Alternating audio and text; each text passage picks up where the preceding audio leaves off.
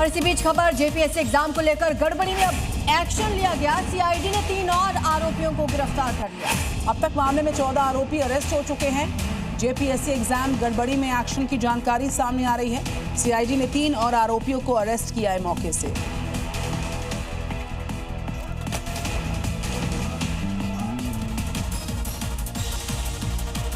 चलिए आगे बढ़ते हैं, देखते हैं अलग अलग राज्यों से आ रही 5 बड़ी खबरें। राजस्थान सरकार ने वरिष्ठ नागरिकों के लिए फ्री रामेश्वरम तीर्थ यात्रा को शुरू किया और उसके लिए जयपुर के बालाजी रेलवे स्टेशन से डिप्टी सीएम दिया कुमारी ने राजस्थान वाहिनी भारत गौरव ट्रेन को हरी झंडी दिखाई और रवानगी की।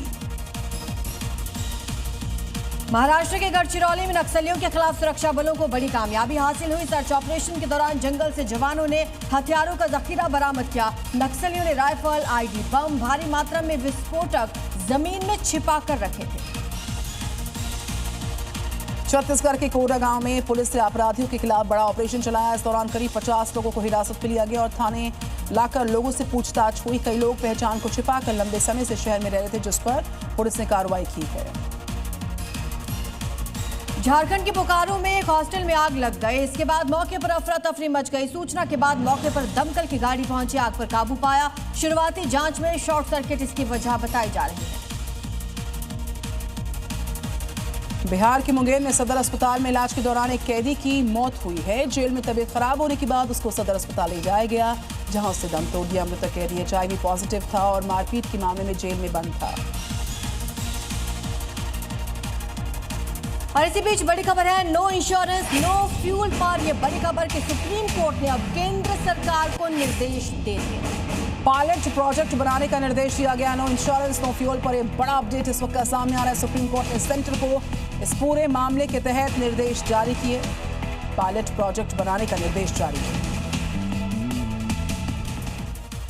सड़क हादसों में पीड़ितों को वक्त पर मुआवजा दिलाने और बिना इंश्योरेंस वाली गाड़ियों पर रोक लगाने के लिए सुप्रीम कोर्ट ने केंद्र सरकार और IRDAI को बड़ा निर्देश दिया है।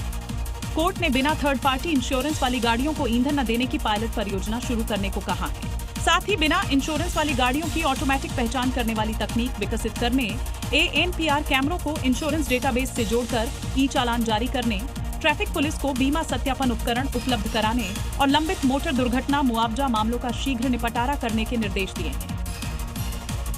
बिहार के बांकीपुर विधानसभा सीट पर हुए उपचुनाव के नतीजों के बाद सियासी मंथन का दौर शुरू हो चुका है। इन नतीजों के बाद दिल्ली में पूर्व सीएम नीतीश कुमार को पीएम मोदी से मुलाकात के बाद अब केंद्र में उलटफेर के कयास भी लगाए जा रहे हैं। करीब 20 मिनट तक चली इस बैठक को जेडीयू ने एक कर्टसी मीटिंग करार दिया है। तस्वीरों में भी पीएम मोदी और नीतीश कुमार बेहद गर्मजोशी के साथ मिल रहे हैं। लेकिन सवाल मुलाकात की टाइमिंग को लेकर है और चर्चा ये है कि नीतीश कुमार ने मिलने का वक्त मांगा था या फिर उन्हें बुलाया गया था।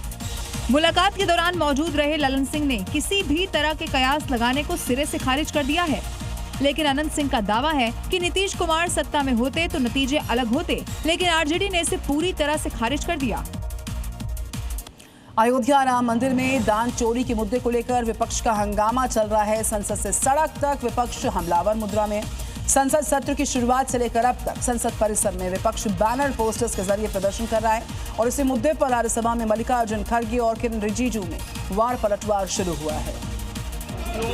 क्योंकि हंगामे के बीच सदन की कार्यवाही बाधित होती रही, लोकसभा में हंगामे के बीच लोकसभा स्थगित हुई तो राज्यसभा में विपक्ष का वही रुख दिखा और जैसे ही मल्लिकार्जुन खड़गे ने राम मंदिर का मुद्दा उठाया, किरण रिजिजू ने पलटवार किया और जिस तरह पप्पू यादव ने भगवा वस्त्रों में संसद परिसर में चंदा चोरी के खिलाफ प्रोटेस्ट किया था, इस पर बीजेपी ने विपक्ष पर सनातन विरोध जताया। संसद से सड़क तक हो रहे इस गतिरोध के बीच नई SIT अयोध्या पहुंच रही है और नए सिरे से जांच कर दूध का दूध पानी का पानी करेगी।